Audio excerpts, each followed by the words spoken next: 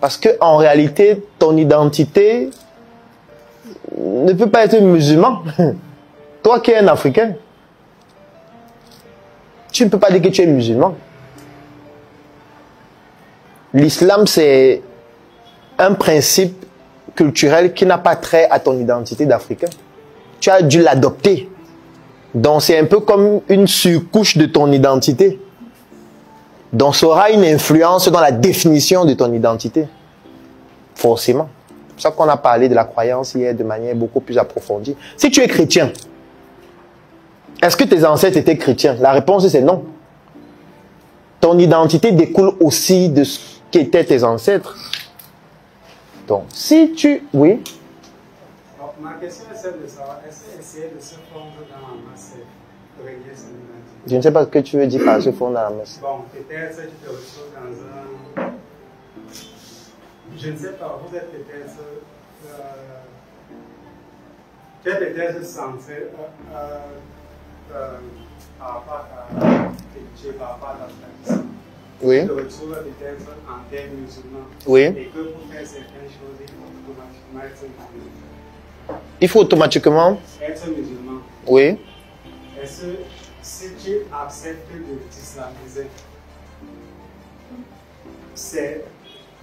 Dans ce cas-là, c'est fuir ton identité. C'est fuir tes origines ou bien... Tu veux répondre? Parce que dans ce cas, c'est... D'accord, oui, vas-y. Tel qu'il il pose la question à savoir, est-ce qu'il peut accepter d'adhérer à la start-up académique, par exemple, qui a une idéologie, pour pouvoir se masquer, par exemple une croyance, parce que la start-up académique, par exemple, a une idéologie. Et lui, il croit une autre chose qui est contre la start-up académique. Mais il vient ici parce qu'il a un objectif à atteindre avec la start-up académique. Mais il accepte l'idéologie de la start-up académique par contrainte pour pouvoir atteindre son objectif. Après, il va sortir de la start-up académique. D'accord. Je comprends bien la question. Mais ça demande un degré de spiritualité trop important que très peu de personnes ont pour pouvoir faire totalement la part des choses. Sinon, tu vas te retrouver entraîné totalement, en très peu de temps même. C'est possible, hein? On peut le faire, mais ça demande une préparation extrême. Extrême, vraiment. Parce que je vais prendre un exemple. Supposons que toi, tu es fier d'être africain. Tu as ton identité, tu aimes ta culture, tes traditions et tout ce qui va avec. Et tu te dis, je veux saisir une opportunité. Pour ça, il faut que je devienne musulman. D'accord? Ok. Ça signifie qu'on va t'islamiser. Ça signifie qu'on va changer ton nom. Ça signifie qu'on doit te voir prier plusieurs fois par jour. On doit te voir à la mosquée. Ça signifie que tu dois te marier. Ça signifie que tu auras dans ton entourage d'autres musulmans qui vont être comme tes policiers. Qui vont analyser, est-ce que tu bois de l'alcool? Est-ce que tu fais ceci? Est-ce que tu respectes tel? Est-ce que tu respectes tel? Il va falloir le faire pendant combien de temps, pendant combien d'années pour atteindre ton objectif? Est-ce que pendant tout ce temps, tu auras la possibilité de toujours faire la part des choses, faire la part des choses, faire la part des choses? Et quand tu auras atteint ton objectif, la suite c'est quoi? Tu sors de l'islam, tu réunis maintenant tout l'islam, tu reprends ce que tu faisais avant. C'est possible, mais ce n'est pas évident. C'est pas évident du tout. Donc du coup, ce n'est pas un jeu auquel il faut jouer n'importe comment. Si tu es bien préparé, pardon. Bon, vous avez pris par exemple le cas des filles. Oui. Lorsqu'elles quittent peut-être notre contexte, elles se retrouvent de l'autre côté. Oui. Peut-être dans les pays européens où, en faisant uniquement les nappes, ça devient ça. Peut-être ça peut paraître. Bon, ça leur fait porter exactement l'identité africaine. Maintenant, pour se fondre dans la masse, ne pas être, voilà, ne pas trop attirer l'attention au quotidien. Est-ce qu'il n'est pas nécessaire de porter les guerres? Tu étais là hier? Tu étais là hier? Parce que si tu étais là hier, normalement, tu ne dois pas poser cette question. Parce qu'on en a parlé tellement en profondeur. Tu vas porter la greffe, tu vas donc faire quoi de ta couleur de peau? Et la première chose qu'on voit, c'est ta couleur de peau. La greffe, ça vient après. Tu dis que tu veux te fondre dans la masse, non? Tu es avec les blancs, tu es noir. Tu vas te fondre dans la masse comment?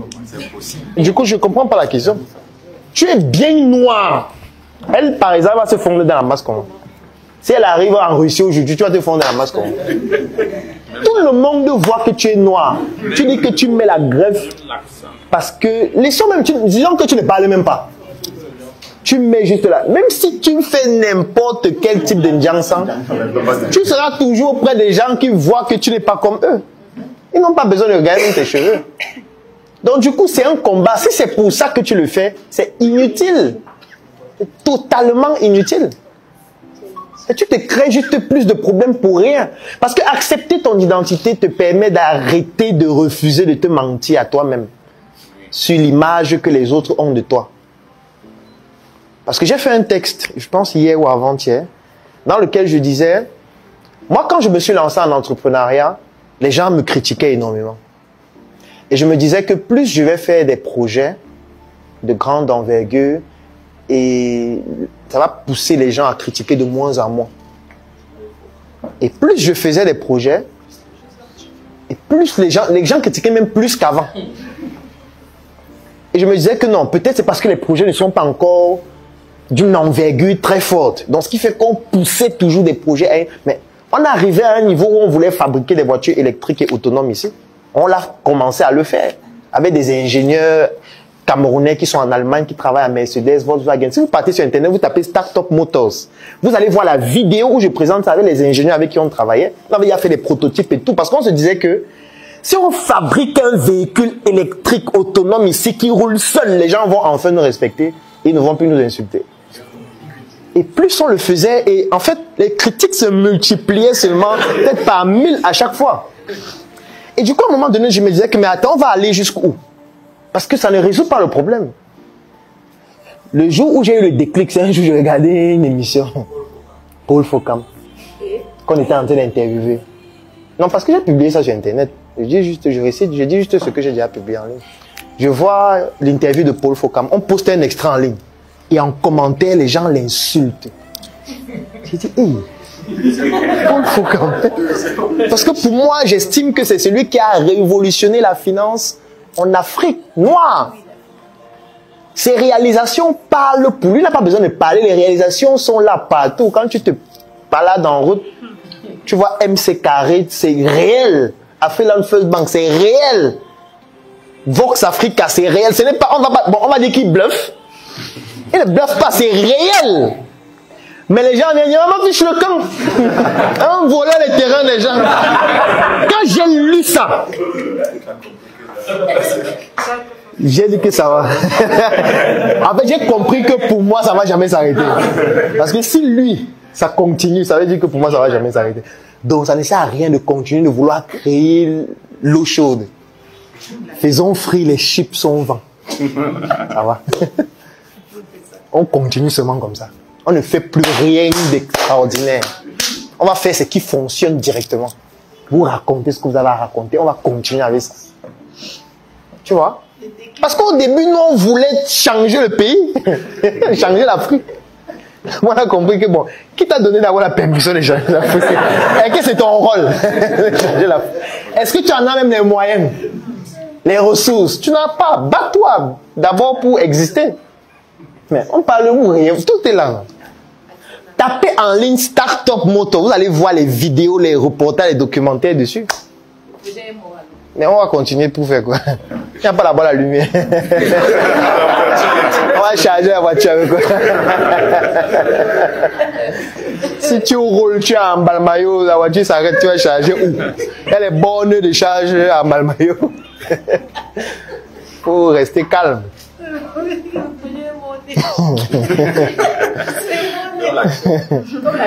Comme dernièrement, j'ai vu un document là, je pense que c'était hier, du projet spatial du Cameroun. 2 milliards. Vous n'avez pas vu le document? Oh, je vais demander qu'on vous envoie dans le groupe. Qui a vu le document? Voilà, c'est temps quand même. Mais il faut vous documenter. Le Cameroun est en train de financer une recherche sur le projet spatial du Cameroun, 2 milliards. Ça, ce n'est que la phase étude. Ce n'est pas encore le projet. Après l'étude de 2 milliards, là, il y aura maintenant le vrai projet qui sera peut-être 200 ou 300 milliards. Et moi, je disais que si ce projet a pour but de récolter tous les problèmes du Cameroun, mets ça dans une fusée, envoyer dans l'espace, c'est qu'il valide le projet là. Parce que c'est trop grave. 2 milliards, oui. Il intervient après le projet des satellites dont on n'a jamais... Du ministère des Postes et Télécoms. Oui. Non, ce n'est que la suite d'un projet très grand. Qui est en train de se mettre là.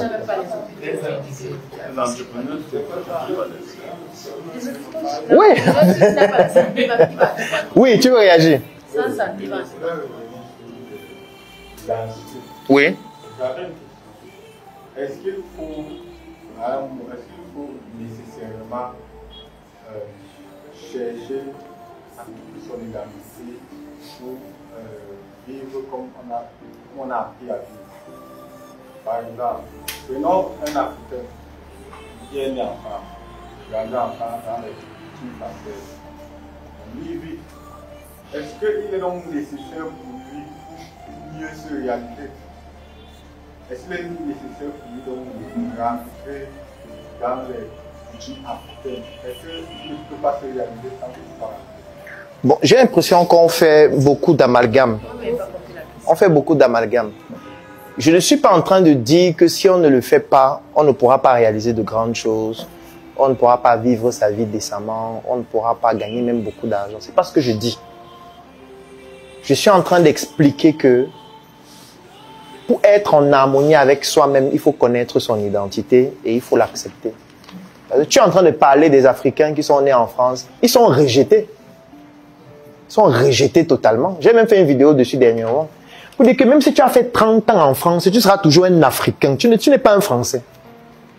Et que même si tu es né en France, tu as grandi en France, on va te rappeler chaque jour que tu n'es pas français. C'est pas parce que tu as le papier qui dit que tu as la nationalité que tu es français, non. Ce n'est pas pour rien que vous allez voir certains Noirs qui sont même aux États-Unis, qui décident de rechercher leurs origines, revenir en Tanzanie, certains même au Cameroun. Parce qu'ils veulent savoir d'où ils viennent. Parce que le seul moyen d'avoir de l'autorité vis-à-vis de l'autre, c'est de lui montrer que tu as ton identité qui n'est pas la même que la sienne. C'est le seul moyen de t'affirmer. Parce que quand tu es en France, tu dis que tu es français. Lui, il voit que tu n'es pas français. Tu es noir. Tu ne fais que dire, non, je suis français, je suis né ici, la France, machin. Tu n'es pas français, mon type. Comment tu défends la France plus que moi? Tu vois? Donc, du coup, ça va créer des dissonances. Il va se dire, mais celui-ci, il est même qui? Jusqu'à il parle de la France, jusqu'à... C'est pour ça qu'il y a toujours des polémiques. Je prends un exemple. L'une des artistes les plus populaires en France s'appelle comment? Quand elle fait un post, tu lis souvent les commentaires. Va sur sa page Facebook. Tape Aya Nakamura sur Facebook. Tu vois ses posts, tu lis les commentaires des blancs. C'est la magie. Elle est certainement l'une des artistes les plus critiquées peut-être de la France. Parce que ça les gêne de voir une noire qui est aussi populaire. Alors qu'elle est française. On lui dit non, tu n'es pas française. C'est vrai que tu as la nationalité française, mais tu n'es pas française. Et ça nous gêne que tu sois aussi populaire. On leur rappelle ça à chaque fois. Donc, quand on te rappelle à chaque fois que tu n'es pas d'ici, tu penses que tu seras bien à l'intérieur de toi? Non. Tu vas donc te poser la question, je suis donc d'où? Parce qu'à un moment donné, il va falloir que tu dises d'où tu es pour affirmer que je suis fier de l'être. Je ne suis pas forcément ce que vous êtes, mais j'ai aussi mon identité. Mais imagine-toi si tu n'as pas fait ce travail dont tu ne connais même pas ton identité. Quand on va te dire que tu n'es pas d'ici, en fait, ce sera comme si tu n'existes plus. Puisque tu ne sauras même pas qui tu es donc finalement. C'est pour ça que j'aime beaucoup les Chinois. Ils ont un exercice qu'ils font souvent. Quand le président chinois se déplace par exemple pour aller aux États-Unis, quand il prend la parole, il parle en chinois. Alors qu'il parle bien anglais. Il parle en chinois, on traduit. C'est une manière de dire que moi je suis chinois. C'est pas parce qu'il parle anglais que je deviens anglais ou américain. Non, non, non. Donc à chaque fois, je vais vous donner cet effort-là de vous battre pour traduire ce que je dis. Parce que quand vous allez faire cet effort, vous allez comprendre que je ne suis pas comme vous, j'ai mon identité. Et moi, j'ai fait une vidéo un jour sur Internet où je disais que si j'ai un conseil à donner au président camerounais, c'est que quand il part à l'étranger, il arrive peut-être en France, il doit peut-être donner une conférence de presse. On lui donne le micro, il parle en néondo. On traduit. On traduit en français. La prochaine fois qu'il revient, il parle en boulot. On prend un autre traducteur encore. Parce que ça va créer une émulation terrible. Parce que quand ils vont se rendre compte qu'ils ne comprennent pas ce qu'il dit, d'abord que ça va créer un nouveau métier, les traducteurs boulot français, qu'il faudra désormais avoir à chaque fois qu'il se déplace. Parce qu'il va parler en boulot. Et si vous n'avez pas de traducteur, vous n'allez rien comprendre. Et quel est l'endroit du monde où ils vont apprendre le boulot? Ça va développer dans l'industrie du tourisme. Parce que tous ceux qui vont vouloir apprendre ça seront obligés de venir au Cameroun, obligés d'aller à Ibolova, à Sangmelima, dormir dans les hôtels, manger le pangolin et apprendre auprès des tenants de notre culture pour maîtriser le boulot. Ensuite, ils vont informatiser ça pour pouvoir travailler à l'étranger. Et maintenant, tout ce qu'on aura besoin de faire, c'est qu'on se bat pour que le président voyage le maximum possible. Chaque mois, il voyage même 4 fois. Le président ivoirien ne portait que les tenues ivoiriennes Bango et il utilisait les expressions couramment ivoiriennes lors de ses discours. Et il s'habillait toujours avec les habits de patéo ivoirien. Ça a fait en sorte que la mode ivoirienne a dégringolé jusqu'aujourd'hui. Abidjan, c'est une capitale de la mode. C'est parti du fait d'abord que les présidents, les ministres, les vice-présidents, quand ils vont n'importe où, ils mettent les habits ivoiriens. C'est ça l'identité. Je ne sais pas si tu comprends ce que je veux dire. Parce que si tu n'as pas d'identité, ça veut dire que tu n'existes pas. Parce que comment tu vas faire pour débattre avec quelqu'un qui lui a son identité? Comment tu vas faire pour défendre même ton projet? Parce que je n'ai même pas encore envie qu'on parle des projets maintenant. On va parler de ça la semaine prochaine. Pour défendre ton projet, il faut que tu aies un élément identitaire qui permet que tu puisses faire tenir ton projet sur la base de ton identité. Quand on décide d'appeler notre projet Njoka, c'est ça le but. Parce que quand un Français va dire Njoka, je dis non, on dit Njoka.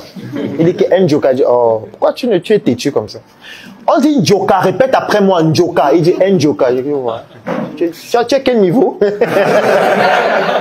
Ça devient une fierté pour moi de lui montrer que c'est mon identité, je maîtrise mieux que toi. Déjà rien que ça, c'est très fort dans un projet. Je sais pas si tu comprends. Donc, si tu n'as pas d'identité, ou si tu renies ton identité, en pensant que tu vas te fondre dans la société, comme il disait, on ne se fond pas dans la société. La société est faite de communautés. Personne ne se fond dans la société. D'abord que même ici au Cameroun, est-ce qu'on se fond dans la société? On ne se fond pas. Dans la société, il y a les Bamileke d'une part, même les Bamileke ne sont pas fondus. Les Bamileke, il y a les Bouddhas, les Baganté, il y a les Bafoussam. Ça va tellement loin au point où, quand une Bouddha veut se marier, on dit que ton mari est d'où, on dit Bafoussam, on dit que mais c'est loin. Comment tu épouses un Bafoussam? Tu ne trouves pas que c'est loin? Tu vois jusqu'où ça va. On est toujours dans l'ouest, hein. Ce n'est pas qu'on est sorti. Tu dis que mon mari est Bafon, dis non, toi aussi. Tu ne sais pas que les Bafons sont dangereux. Tous sont Bamileke, hein. Mais à l'intérieur, personne ne se fond. Chacun est différent. Donc ne pensez pas qu'on se fond dans la société. On ne se fond pas. Personne ne se fond. Oui? Jusqu'à quel point est-ce qu'on devrait parce que par exemple, concurrence par rapport une année, vous faites ça là, par exemple, et jusqu'à quel point est-ce que vous pouvez savoir? Alors, ce que tu dois comprendre, c'est que, et c'est ce que j'expliquais, quand je dis qu'un Africain naît avec un passif, dans le passif, j'ai dit que tu as l'esclavage, tu as la colonisation. Dans la colonisation, il y a la colonisation linguistique aussi qui fait qu'on parle une certaine langue.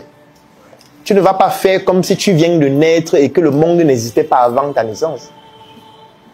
Ça veut dire que tu es en train de devenir fou totalement. Ça veut dire qu'on utilise les outils dont on dispose actuellement pour mieux affirmer qui nous sommes. Si je commence à parler en langue maintenant, toi tu vas comprendre ce que je dis. Tu vas pas comprendre ce que je dis. Mais là, je suis en train de te faire comprendre que tu dois avoir ton identité. Et ça va te pousser à aller faire des recherches dans ta culture. Et ta culture, là, tu vas comprendre qu'il y a une langue, tu vas l'apprendre. Donc, je viens de te pousser, avec les outils que nous avons actuellement, à aller apprendre ta langue. Est-ce que tu comprends ce que je dis? Ce n'est pas qu'on fait un déni de qui nous sommes. Parce que même pour que ça change, ça prendra beaucoup de temps.